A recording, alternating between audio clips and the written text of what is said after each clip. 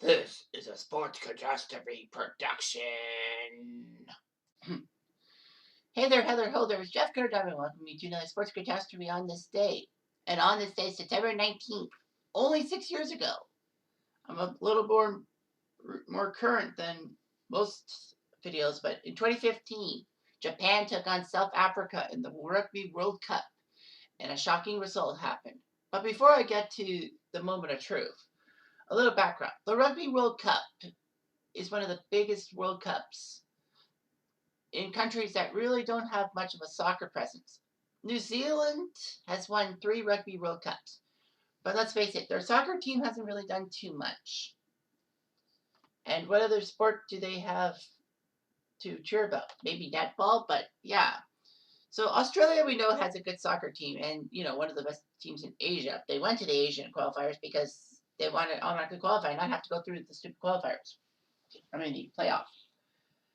You got teams like Samoa, Fiji, South Africa. They don't really have much of a soccer team, but the Rugby World Cup and maybe the Cricket World Cup. I guess I should have said the Cricket World Cup also is big, but the Rugby World Cup is huge. New Zealand won the first ever one in 1987. I forgot who won 91, but 1995 was very famous. If you watch the movie Invictus, which I have, you would know that South Africa was hosting the tournament. And South Africa were really underdogs. This was just a year after Nelson Mandela got named president of South Africa. And South Africa picked an equal amount of black and white players to play in harmony with each other. And South Africa shocked the world by winning the 1995 World Cup over New Zealand in extra time. A lot of people actually said that New Zealand had players get food poisoning or something like that, were unwell. But, that's the soup. So anyway, the Rugby World Cup has been big.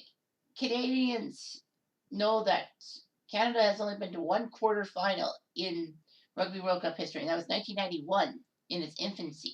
Other than that, Canada has been struggling. In fact, Canada has to qualify all over again for the 2023 championship because they didn't do so well in the 2019 tournament. So anyway, I digress. So Japan has been in many Rugby World Cups like South Africa, but Japan was really a huge underdog. They've had a few big wins. They even tied Canada a couple of times, which ticks me off, of course. As a Canadian nationalist, you want to help out. So anyway, Canada versus Japan, notwithstanding. Japan was on the butt end of being knocked out by 100 points, I think, to New Zealand. I can't remember. But anyway, Japan started getting better and better and better. They were progressing. The first match of the 2015 Rugby World Cup saw Japan take on South Africa. So it was hard to press. But, So the 2015 Rugby World Cup, which is in the most recent one, Japan hosted the most recent one in 2019. It was big. Opening weekend came to play. Japan was in the group of South Africa, Scotland, Samoa, and the United States. Top 2 move on to the quarterfinals, and third place would get a bye into the 2019 Rugby World Cup. All that. Group A saw Australia and Wales make top 2. England, shockingly, were not in, as England ended up third place in their group. I believe they lost to Wales, didn't they? Yeah, they lost to Wales, which must have pissed off the locals. Fiji and Uruguay didn't do so well either. Well, Uruguay didn't win one match. So Japan was facing South Africa. It was a nice day at Brighton Community Stadium.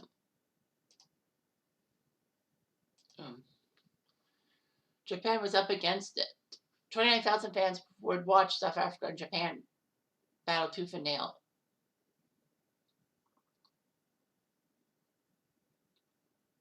South Africa made some massive moves and all that.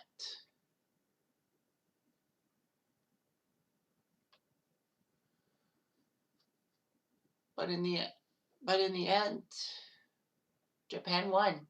Now I know Japan kind of cheated because they had some non-Japanese. They had 4 non-Japanese members on their squad. They had Broadhurst, Leach, Thompson, and Hesketh. But the majority of it were Japanese. So what can you do? It was a tight match until the last few minutes. Remember, rugby matches are 2 40-minute halves. There's some extra time and all that. I don't want to bore you guys with how you score in rugby, but if you score a try, like you get the ball over the end zone, that's 5 points, and then you get a 2-point conversion try. You can have a penalty kick, drop kick for 3 points. But in the end, quite simply, Japan was down to it, and they managed to put the ball over the end line to make it 34-32 as Japan shocked South Africa, and everyone took notice. I mean, South Africa seemed to be the class of Group B, but they shockingly lost to Japan. Japan would go on to get butt stumped by Scotland. They did beat Samoa, and they did beat the United States. However, despite them being 3-1, they did not make it to the quarterfinals. South Africa and Scotland did. Well, you could kind of say point differential ruined them too, because Japan conceded more points than they scored, whereas South Africa and Scotland were the same way. Japan did qualify for the World Cup in 2019. Well, they were hosting it, so yeah. Group C saw New Zealand and Argentina easily move to the quarterfinals, with Georgia, Tonga, and Namibia below it. In Group D, Canada sucked. They only had 2 bonus points. They even lost to Romania. Like, what the fuck? They lost to Romania by 2. They lost to Italy by 5, so they almost took down Italy. Ireland and France got to the quarterfinals at Italy, Romania, and Canada's expense. In the quarters, South Africa would beat Wales 23-19 before losing by just 2 to New Zealand in the semis. They did pick up bronze against Argentina, whereas New Zealand beat Australia for the title. So, nothing big. Argentina shocked Ireland. That just shows how good Argentina was.